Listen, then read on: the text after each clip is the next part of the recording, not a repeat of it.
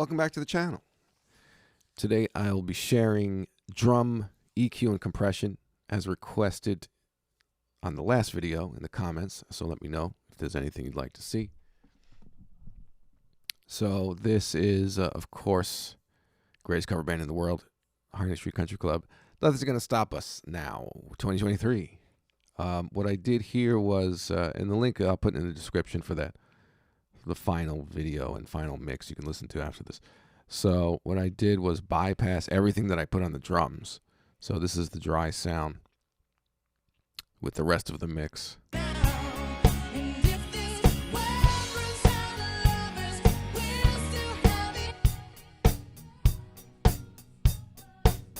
So really good starting point. Let's go through it. Kick drum.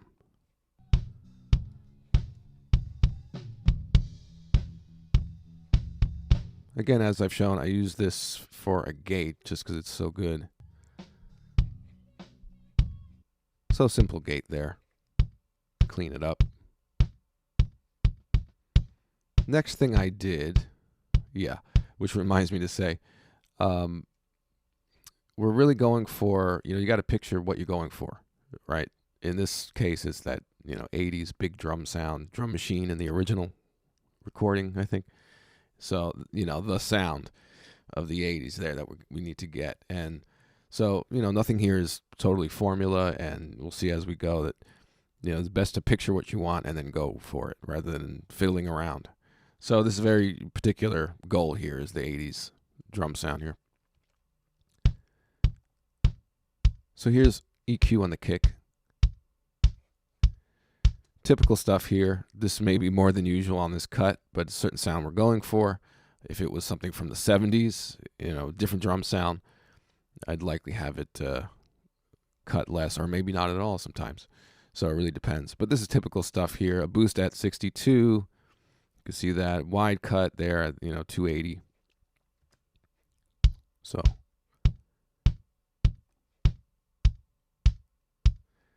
definitely, giving us that drum machine kind of sound already.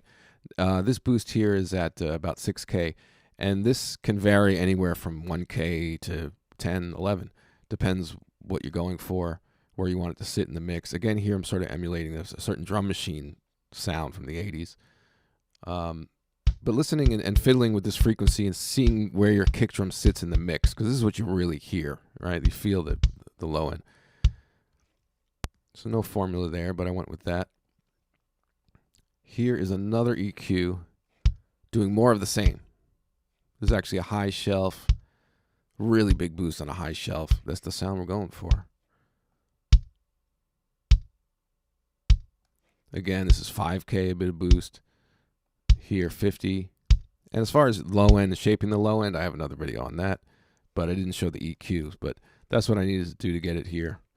Some extra stuff was down there to clean up, and looking right on the, we're not looking at the spectral analyzer as we go. So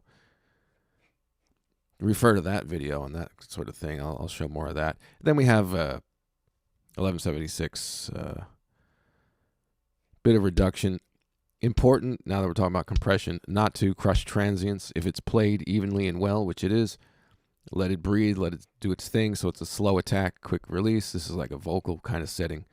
And it lets it through. Lately, I've been putting 1176 on kick before I even get to the drum bus. You go through phases. This is really nice. It really does something nice to the low end. Again, 62.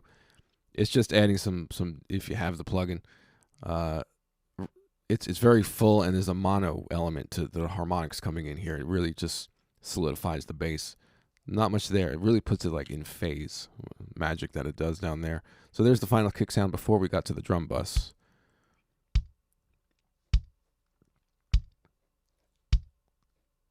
Oh, with the R bass. There we go.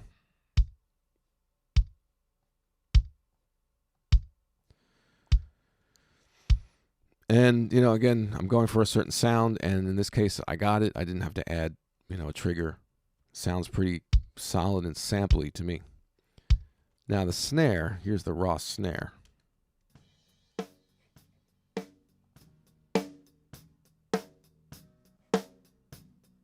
So it's very snappy, very transient, heavy, not much length to it.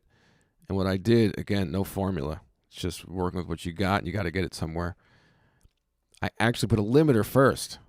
You don't learn this in school or something. But there's a purpose to that. It doesn't sound weird or anything. But yeah, there's so much transience. I could also chill that out with saturation, but I do down the line. For example, here.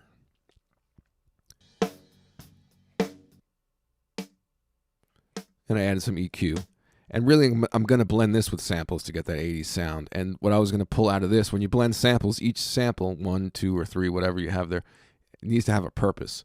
This one, I said, okay, I want to use the real snare as much as possible. It has a nice attack, a nice snap. Let's use it for that. I got rid of anything under 140, but then I also boosted down at 180 to give me some body down there. Cut a little 5, which can get ugly in a snare. And a little 6, 7K and a high shelf. And this, again, it's not formula, but it's getting me what I want. I'm like, okay, I'm going for the snap then. And then a snappy compression on it. And a gate. Now, by itself, it doesn't sound too good. But if you just want the attack, right? So that's what I'm getting out of it. Because the snare really has to have a different sound. Again, if this was done like in a studio where I could do a bottom snare mic and we could try different snares and get room mics, you know, then you could get away with not even using samples. So there's the trigger. I put 2 samples. Here's the first one. EQ-wise, nothing out of the ordinary. A little highs, a little beefiness down at the 150, but then also cutting below 100. So you don't have snare in the subs, but it's still beefy. And then we have, these are just duplicate, and then trigger. So here's another. Now we're nice in the 80s. And, you know, if it was something else, if it's Phil Collins, then I'm doing a completely different kind of effect here. You know, again, it's what are we going for? This was the sample that I had in my library, so I loaded it here. Because it's the 80s. Saturation. Actually, I had to cut some highs on that. Also, again, beefiness, 150. I like that in the snare. Again, had to cut some highs and just shape it. More beefiness, huh? So there's our snare with the 3 put together. Minus the bus processing. That's going to happen. Second one. Third one.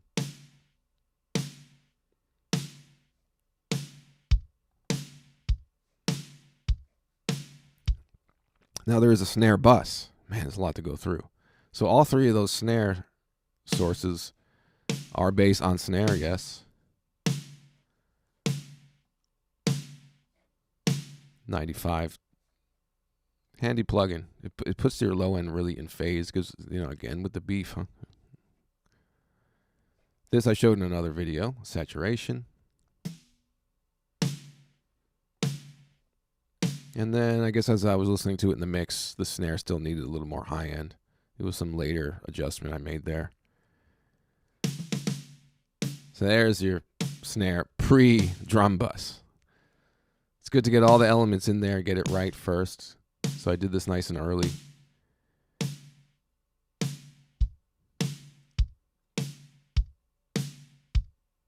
Let's look at overheads. Overheads, I like saturation, right? This is all recorded, you know, without a, you know, mixing console or any sort of fancy preamps. It's pretty clean.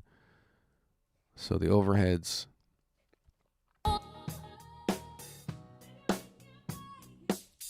Cut everything below 3K. Really cleaned it up down there. In some cases, I would want that. In this case, you know, all the work that went into making those sounds for the kick and snare, I don't want, in this case, for this song, too much of the overhead natural drum sound to come back. Plus, it would be a little out of phase, and I would have to adjust it to that and make it part of the sound. I'm like, no, I don't want any of that. I want my clean, sampley sort of drum machine vibe here. If it was a rock song, I may not have cut all that out. I could just cut below, 200 or something. So it really depends. But I just want those crispy cymbals up there. Saturation, yeah, I like that. A little bit of high shelf up at 9.7, about 10K. That's it there. So that snare, it just kind of disappears.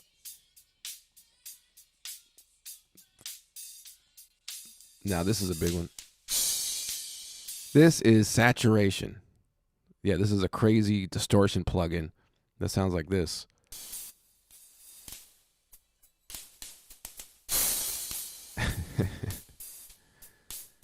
Why would I have that on my overheads? Well, because if you exaggerate the saturation that you get from tape, from your console, from whatever, and I blend that in, let's say 25%. It just softens things up a little bit, actually, when there's a drop of that in there. Important to me that I got something like that on the overheads. Then I had to clean it up again after because all that saturation adds frequencies I didn't want. So again, this 3.5 and down, just gone. Limiter on the overheads to duck when the snare hits. Maybe the kick and toms also. And it helps the snare pop through. You don't have so much hi-hat in the snare. When the snare hits, it ducks a little bit. Let's see. Do I have everything on?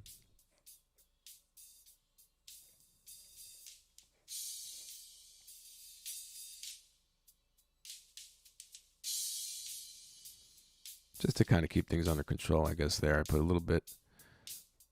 But that's it for the overheads. Has a hi-hat also, which did a little cleanup on the hi-hat before it got to the overhead bus. Again, it's kind of that drum machine-y sound. I compress the hi-hat to even it out. Quick attack. So there's the overheads.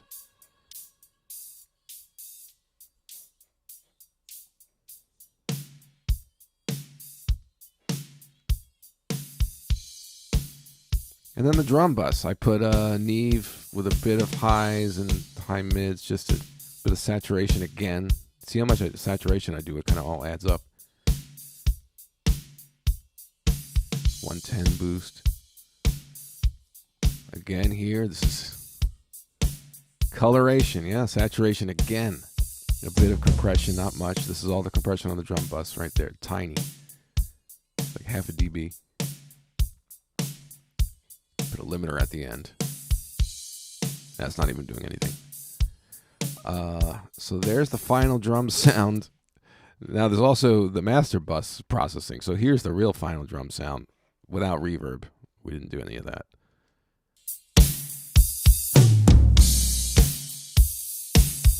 Oh, that's not the toms. Let's turn on the tom stuff.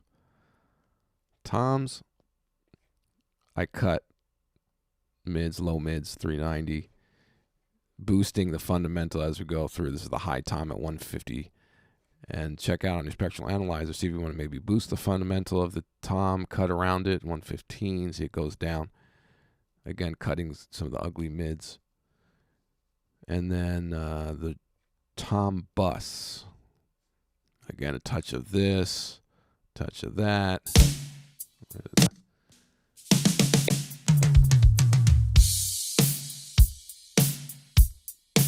Yeah, and the toms, so without the processing, the tom sounded like this.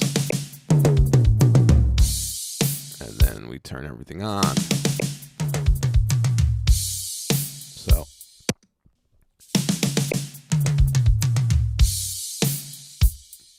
This is just here for more saturation. Wow. I really like saturation, huh? Final drum sound without reverb.